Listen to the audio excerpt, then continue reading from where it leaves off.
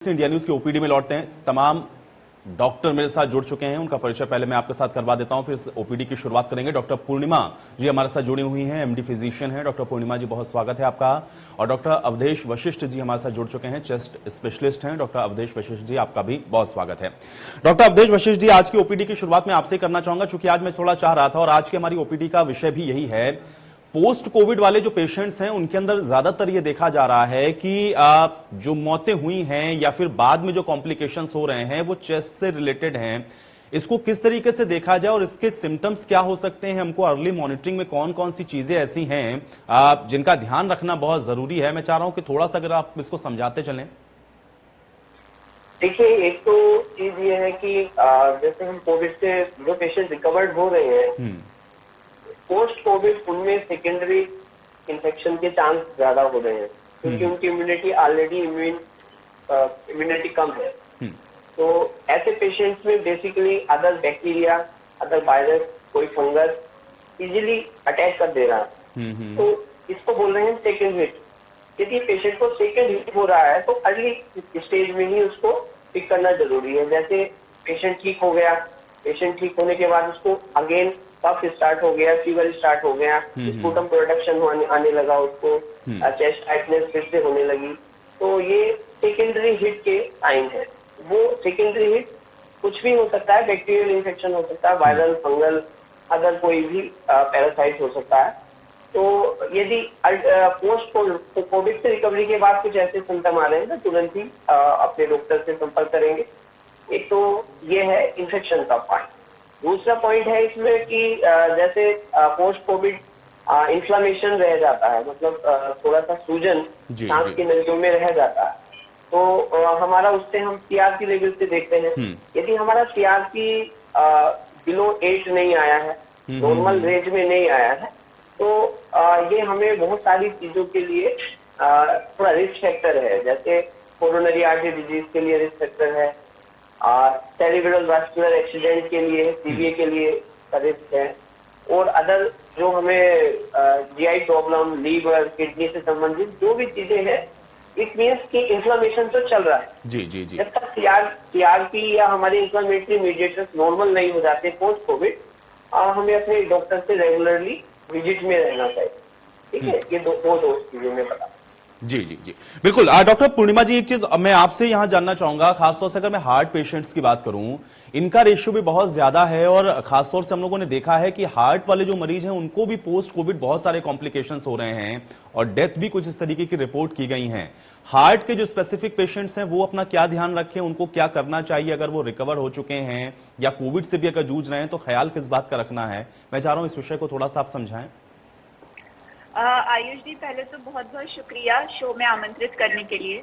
और जैसा कि आपने हार्ट पेशेंट्स के बारे में बात की, उनके बारे में जो स्पेसिफिकली आपने देखा होगा, काफी लोग कार्डियक अरेस्ट से भी मौतें हो रही हैं। द रीजन भी कि आपका जो टेस्ट कराते हैं, लोगों को पूरी प्रॉपर नॉलेज नहीं होती है। उसमें एक डी डायमर करके टेस्ट होता है, वो ये इंडिकेट करता है कि आपका ब्लड कितना थिक हो रहा है या बॉडी में कितना आपका इन्फ्लेमेशन है। उसकी वैल्यू अगर जितना ज्यादा होती जाती है तो ब्लड में क्लॉटिंग की संभावना उतनी ज्यादा होती है। आपकी हार्ट में जितनी भी आर्टरीज हैं, अगर बिग आर्टरी से क्लॉट पास होके निकल गया तो then it's well and good, but अगर वो किसी छोटी आर्टरी में फंस जाता है तो एम्बोलिज्म के कारण जल्दी जल्दी cardiac arrest and heart attack से ज्यादा मौतें हो रही हैं। तो आपने पूछा कि इससे बचाव का क्या तरीका है। इससे बचाव का तरीका ये है कि आप अपने प्रॉपर टेस्ट अपने डॉक्टर की निगरानी में कराते रहें, जितने भी इन्फ्लेमेटरी मार्कर हैं वो सारे कराते रहें। और अगर ब्लड थिक हो रहा है तो ब्लड थिनर एजेंट्स हैं काफी अवेलेबल, आप इंजेक्शन भी ले सकते हैं, आपके डॉक्टर आपको ओरली भी उससे सब्स्टिट्यूट कर सकते हैं, सो दैट आपका ब्लड थिन रहे और आपको हार्ट में कोई इश्यू ना आए या आपको हार्ट अटैक जैसा इश्यू ना हो। और साथ साथ आप अपना ब्लीडिंग टाइम, क्लॉटिंग टाइम भी, बहुत माइनर सी चीज है, लोग ध्यान नहीं देते हैं, बट वो भी टाइम टू टाइम चेक होते रहना चाहिए कि आपका ब्लीडिंग टाइम क्या हो रहा है, इसका क्लॉटिंग टाइम क्या हो रहा है। That is also a very small but is of utmost important thing. तो हार्ट वालों के लिए तो मैं यही कहूंगी कि ये सबसे इम्पोर्टेंट पार्ट है उनका, कि उनको ये ध्यान रखना है अपने हार्ट के लिए। जी बिल्कुल बिल्कुल। डॉक्टर अवधेश जी, मुझे एक चीज डॉक्टर अवधेश जी, एक चीज मैं और थोड़ा सा आपसे समझना चाह रहा हूं, ये पोस्ट कोविड वाले जो पेशेंट्स हम लोग देख रहे हैं, क्योंकि कोरोना से तो वैसे भी लोगों ने जंग लड़ी, जीते, बहुत सारी चीजें उसके पीछे काम करती रही और आप लोगों का भी बड़ा सहयोग है कि लोग इस स्थिति में आए कि उससे बाहर निकल पाए। लेकिन पोस्ट कोविड ये कॉम्प्लिकेशंस हो क्यों रहे हैं, थोड़ा सा अगर इसको आप समझा पाए, और क्या हम इसको ये मान के चलें कि कुछ चीजें ऐसी हैं जो हमारे साथ रहेंगी, उसमें थोड़ा टाइम लगेगा उसको जाने में, उसमें घबराने की या पैनिक होने की जरूरत नहीं है। कोई अगर सिम्टम्स ऐसा है जो आपको लग रहा है कि बड़ा अनयूजुअल है, उसको आप बता सकते हैं कि इसको हमको बड़ा माइन्यूटली वॉच करना है, क्योंकि पोस्ट कोविड कॉम्प्लिकेशन बहुत रिपोर्ट हो रहे हैं। ऐसा क्यों हो रहा है, ये मैं थोड़ा सा समझना चाह रहा हूं आपसे। बात बता चुका था एक बार। जो पोस्ट कोविड है, हमारा एक तो इम्यून सिस्टम बहुत इंटॉलरेंट हो जाता है, मतलब इम्यून सिस्टम हमारा रेस्पॉन्स नहीं करता है चीजों को।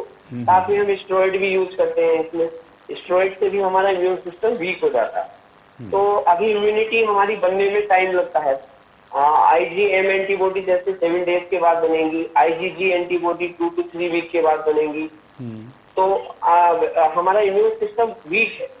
अभी वीक इम्यून सिस्टम के ऊपर हमारा जो सोशो इकोनॉमिकल स्टेटस है, हमारे देश में गरीब पॉपुलेशन बहुत ज्यादा है, तो इसमें ट्यूबरकुलोसिस है, एक फंगस है, और दूसरे अदर लो सोशो इकोनॉमिक स्टेटस से होने वाली इन्फेक्टिव बीमारियां हैं। GI गैस्ट्रोइंटेस्टाइनल जो इन्फेक्शन है वो बहुत ज्यादा है। पानी साफ नहीं मिलता है हमारे देश में लोगों को। तो ये सब चीजें ऐसी हैं जो कि लो इम्यून सिस्टम वाले लोगों के लिए एक इन्फेक्शन का सोर्स है। तो अभी जैसे पेशेंट रिकवर कर गया कोविड से, फिर उसके बाद जो दूसरे बैक्टीरिया और वायरस और कीवी, फंगस, ये सब चीजें आ सकती हैं पेशेंट के अंदर। तो हमें जैसे अपने डॉक्टर के संपर्क में बने रहना चाहिए। यदि हमें लग रहा है न्यू सिम्टम कोई डेवलप हो रहे हैं, जैसे पेशेंट पहले ठीक हो गया था लेकिन अगेन फीवर आने लगा, पेशेंट ठीक हो गया था, कफ और कफ के साथ में एक्सपेक्टोरेंट आने लगा, स्पुटम आने लगा, और पेशेंट को अननेसेसरी मैलेज, फैटिग होने लगा, तो पेशेंट को घर में ऐसे बैठे नहीं रहना कि भाई चलो डोलो खा लूंगा, अपनी पैरासीटामोल ले लूंगा, डॉक्टर साहब ने बताई थी, कभी भी आए तो ले लूंगा। तो तुरंत ही संपर्क करना है। हम उनका सीरियल चेस्ट एक्सरे करके देख सकते हैं कि कोई न्यू शैडोज तो नहीं आ रही है, कोई अदर कोई बैक्टीरिया या कोई अदर कोई इन्फेक्शन, निमोनिया अगेन दोबारा से तो अटैक नहीं कर रहा है। दूसरा मैडम ने बताया है, मैडम ने बताया कि इसमें थ्रोम्बस बनने की प्रॉब्लम बहुत होती है, क्योंकि जब इन्फ्लेमेशन बढ़ेगा बॉडी के अंदर, तो जाहिर सी बात है कि हमारा जो क्लोटिंग सिस्टम है वो भी डिस्टर्ब हो जाता है, जो हमारे क्लोटिंग पाथवे हैं वो भी डिस्टर्ब हो जाते हैं। तो उसमें क्लोट बनने की जो संभावना है इन्फ्लेमेशन की प्रेजेंस में, वो भी बहुत ज्यादा हो जाती है। तो यदि अदर कोई इन्फेक्शन भी इन्फ्लेमेशन कर रहा है तो वो भी क्लोटिंग को बढ़ा देगा। अभी कोविड नहीं है, अगर कोई इन्फेक्शन लगा है उसकी वजह से इन्फ्लेमेशन हो रहा है, CRP बढ़ गया है, तो वो भी क्लोटिंग की चांस को बढ़ा देगा। तो कार्डियक इवेंट और अदर वास्कुलर संबंधी प्रॉब्लम जो है, कुछ पेशेंट मैंने देखे उनके हाथ और पैरों में जो वेसल्स है ना, वेसल्स के अंदर भी क्लोट फंसे हैं। कुछ है पोस्ट कोविड TBA लेके आ रहे हैं, कुछ है पोस्ट कोविड MI लेके आ रहे हैं, कुछ पोस्ट कोविड किडनी फेल में जा रहे हैं।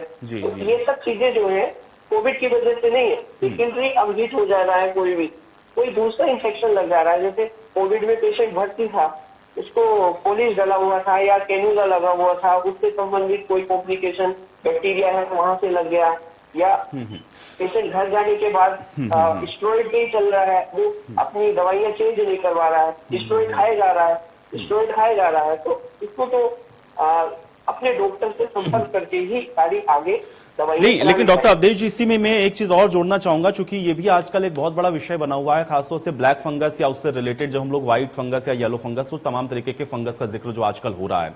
अवधेश जी, आपने ये कहा कि चूंकि कोविड वाले जो पेशेंट होते हैं उसमें ज्यादातर ऐसे होते हैं क्योंकि आपकी इम्यूनिटी उससे सीधे तौर पर इफेक्टेड होती है।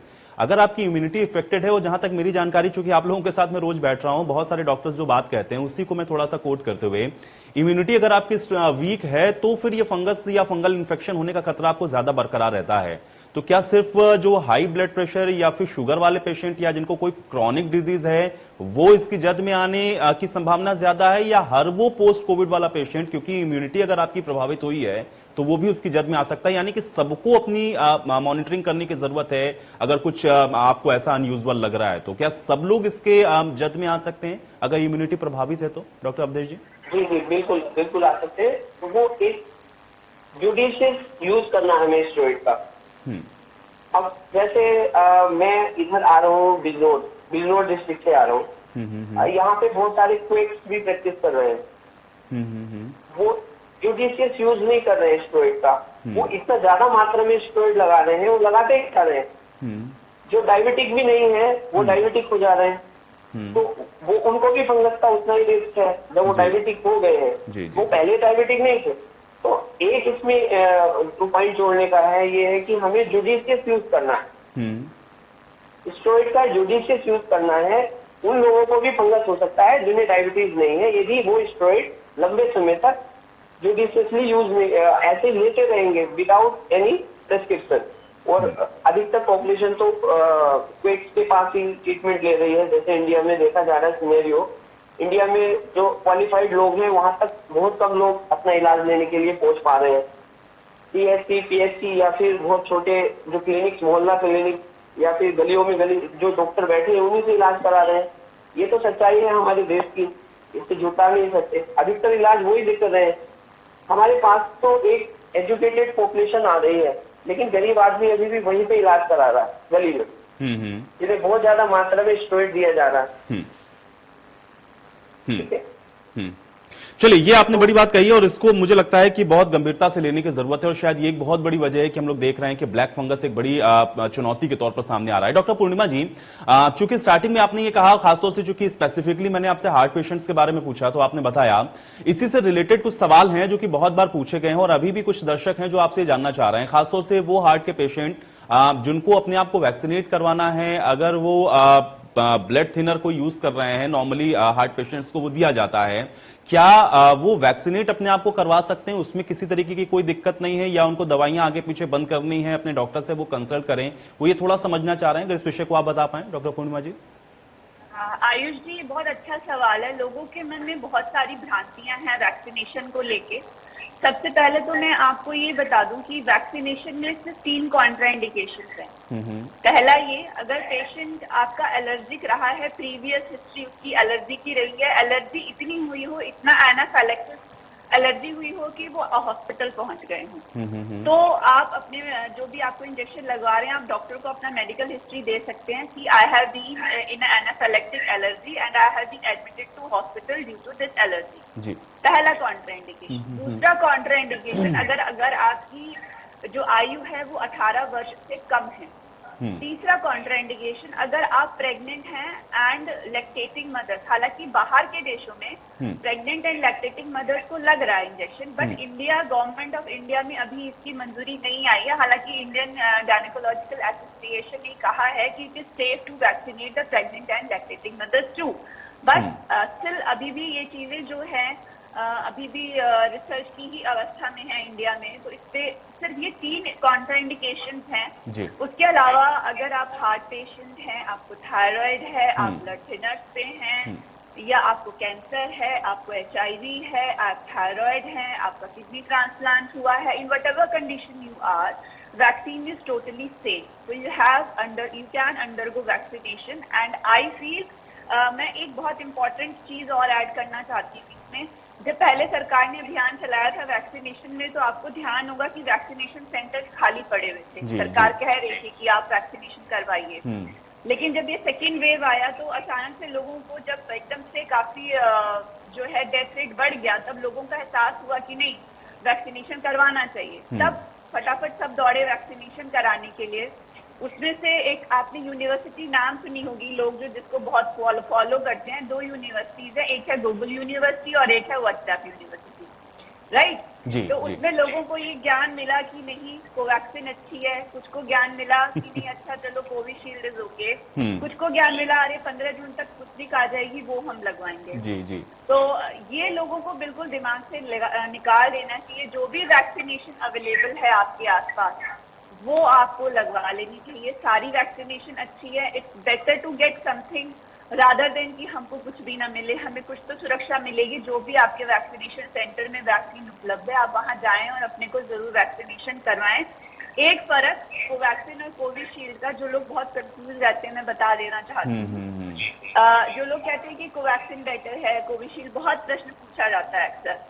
कोवैक्सीन में ब्लड क्लॉटिंग की संभावना थोड़ी सी होती है एंड कोविशील्ड में ऐसा नहीं होता, लेकिन वो संभावना कितनी होती है वो भी मैं आपको बता देती हूँ। वो किसी 1 लाख में किसी एक व्यक्ति को होती है, जो कि 0.0001% भी नहीं है, राइट। मैं कोविशील्ड की बात कर रही हूँ, और कोवैक्सीन में ऐसा कोई मतलब थोड़ा सा ये रेट उससे हल्का सा, बहुत ही माइन्यूटली डिफरेंस है, हल्का सा कम है। That is the only difference. उतनी कभी आई नहीं है, वी आर वेटिंग। तो देश अगर अभी इतनी गंभीर अवस्था से गुजर रहा है, तो मेरा ये कहना है कि go and grab the opportunity, whatever vaccine you are having at your registration, please go and get vaccinated yourself. And I have already told कि क्या 3 contraindications हैं जिसमें नहीं लग सकती हैं, otherwise you are safe, you can go for vaccination. चलिए doctor पूर्णिमा जी, आपने बहुत महत्वपूर्ण बात बताई है, और ये जो एक कंफ्यूजन या फिर जिस यूनिवर्सिटी का आपने जिक्र किया, ये वाकई में इस समय बड़ी घातक है, और आपने जो इस समय बेहतर तरीके से लोगों को समझाया है और डॉक्टर्स की बात पर लोग भरोसा करते हैं, मुझे लगता है कि ये वाली भी भ्रांति लोगों के मन से दूर हो रही होगी। डॉक्टर जयंत मिश्रा जी हमारे साथ जुड़ रहे हैं, पूर्व सीएमओ हैं। डॉक्टर जयंत मिश्रा जी, आपका भी बहुत स्वागत है इस चर्चा में। जयंत मिश्रा जी, चूंकि लगातार हम लोग देख रहे हैं, और खासतौर से चूंकि अभी हम लोगों ने भी चर्चा की, 2 और डॉक्टर हमारे साथ यहाँ पर जुड़े हुए हैं, उन लोगों से भी मैंने बहुत से सवाल पूछे जिसका वो जवाब अभी दे रहे थे। आपसे भी मैं थोड़ा समझना चाहूंगा, चूंकि इस समय जो कॉम्प्लिकेशंस हैं वो पोस्ट कोविड वाले पेशेंट्स के अंदर ज्यादा हैं, ख्याल कैसे रखें लोग, ये तो लगातार लोग बता रहे हैं, लेकिन कोई चीज ऐसी अगर आप और बेहतर इसमें बता पाएं या इसमें ऐड कर पाएं कि ये बड़ा अनयूजुअल है और हमको ये अलार्मिंग सिचुएशन के तौर पर इसको समझना चाहिए और डॉक्टर से हमको तत्काल कंसल्ट कर लेना चाहिए जाकर के, अगर हमारे अंदर इस तरीके के कोई सिम्टम्स आ रहे हैं। स्पेसिफिकली मैं पोस्ट कोविड वाले पेशेंट्स के बारे में जानना चाहूंगा, क्या बता सकते हैं आप और जयंत मिश्रा जी हमारे दर्शकों को?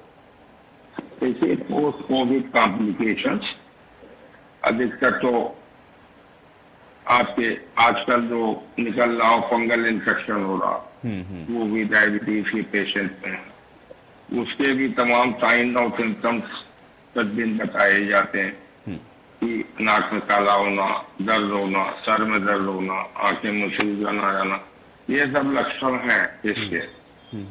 लेकिन इसमें जो है, मेरी जो बहुत व्यक्तिगत ओपिनियन है वो ये कि जो कुछ भी कोरोना का कॉम्प्लिकेशन हो रहा, वो एक्चुअली में केवल ब्लड क्लॉटिंग के कारण जो है, क्योंकि कोरोना के कॉम्प्लिकेशन, कोरोना में जो होता है वो कहा गया कि इसमें ब्लड क्लॉट करता है, और वो शरीर के किसी भी अंग में कहीं भी जाके क्लॉट कर सकता है। इवन एज जो माइक्रो सर्कुलेशन, जो चीजें देखी नहीं जा सकती हैं, वहां भी वो जाकर के सर्कुलेट करता है। और इसमें बताते हैं डायबिटीज में अधिक हो रहा, और सारे फंगस जो है वो सब वातावरण में मौजूद है, उसको कोई कहीं से लाया नहीं गया। चलो हाँ, तो उसमें ये सारे आदमी की जैसे इम्यूनिटी कम होती है तो आदमी को समस्या शुरू हो जाती है। और इसमें जो हमारी सबसे पहली बात शुरू से ही कहते हैं कि ब्लड क्लॉटिंग रोकने के लिए अगर डिस्प्रिन की गोली जो है आदमी प्रतिदिन खाए पानी में घोल कर, और वैसे भी ये 40 वर्ष के ऊपर लेनी ही चाहिए, तो मैं समझता हूं कि ये जो सर्कुलेशन की समस्या है काफी कुछ हल होगी और कॉम्प्लिकेशंस भी बहुत ज्यादा हल हो जाएंगे। लेकिन जयंत मिश्रा जी, इसी के साथ मैं एक चीज इसमें थोड़ा और जोड़ना चाहूंगा, क्योंकि आप सभी लोग डॉक्टर हैं, मुझे लग रहा है आप लोग इसको बेहतर समझा देंगे।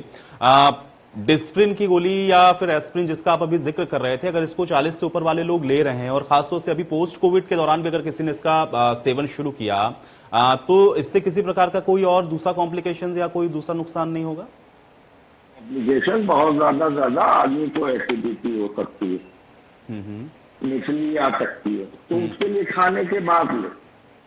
वैसे भी मैं आपको बताऊं, एक बहुत पहले मैंने बुक में पढ़ा था, कार्डियोलॉजी की बुक में, क्योंकि अगर आदमी को चेस्ट पेन हो रहा और 1 गोली 2 गोली वो डिस्प्रिन पानी में घोल कर पी ले, तो हार्ट अटैक की गुंजाइश 25% कम हो जाती है।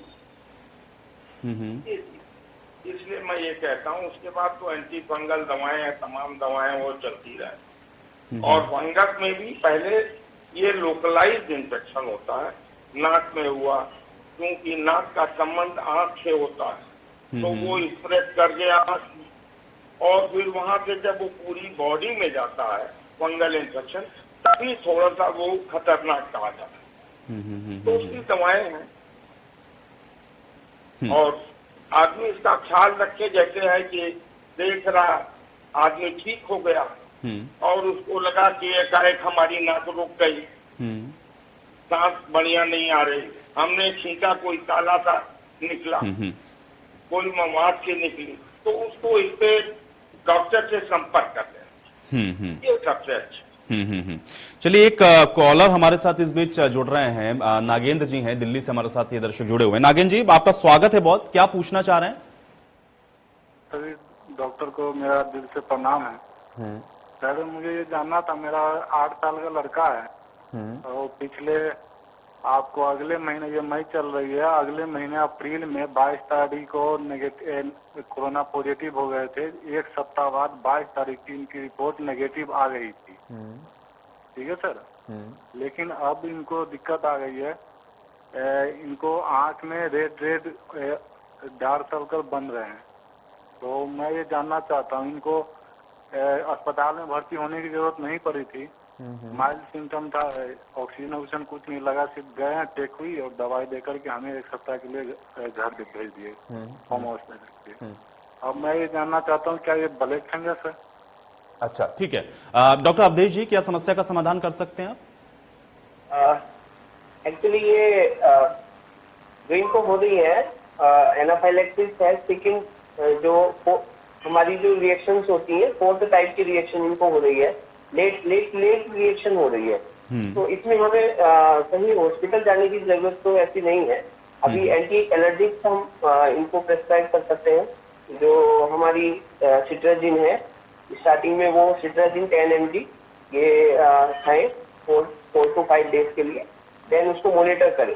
ठीक है, जो हमारे ये रेड पैचेज आ रहे हैं, और कोई ऐसे अदर मेडिसिन लेने की जरूरत नहीं है। अभी फिलहाल ये अपना CRP और डी डाइमर ये दोनों ही जांचें करवा लें। उसके बाद यदि ये बढ़ती हैं तो डॉक्टर से कंसल्ट करना। डॉक्टर पूर्णिमा जी, क्या आप और बता सकते हैं, और खासतौर से कब ये अलार्मिंग सिचुएशन के तौर पर हम इसको लें कि अब हमको डॉक्टर से कंसल्ट कर लेना चाहिए या हमको अब अस्पताल का रुख कर ही लेना चाहिए? स्पेसिफिकली अगर मैं ब्लैक फंगस के बारे में या फिर इसी से रिलेटेड और फंगल इन्फेक्शन के बारे में समझना चाहूँ तो। देखिए, आपको पता होगा कि शुरू में जब कोविड की लहर आई तो बहुत तेजी से आई, बहुत लोग बहुत जल्दी संक्रमित हुए। उसके बाद सुनने में आया कि बहुत डेथ हो रही है, उसके बाद सुनने में आया कि ब्लैक फंगस आ रहा है, फिर उसके बाद सुनने में आया कि व्हाइट फंगस आ रहा है, एंड उसके बाद सुनने में आया कि येलो फंगस आ रहा है। राइट? तो ऐसा क्यों हो रहा है? सारे पोस्ट कोविड कॉम्प्लिकेशंस हैं। ब्लैक फंगस जो है, मैं पहले आपको रीजन बता देती हूँ किन किन रीजन की वजह से होता है, जो शायद लोगों की जानकारी के बाहर। कुछ तो डॉक्टर अवधेश जी ने ऑलरेडी बताया कि over use of steroids if the patient is diabetic, and अगर बहुत टाइम तक एंटीबायोटिक्स पे रखा गया है।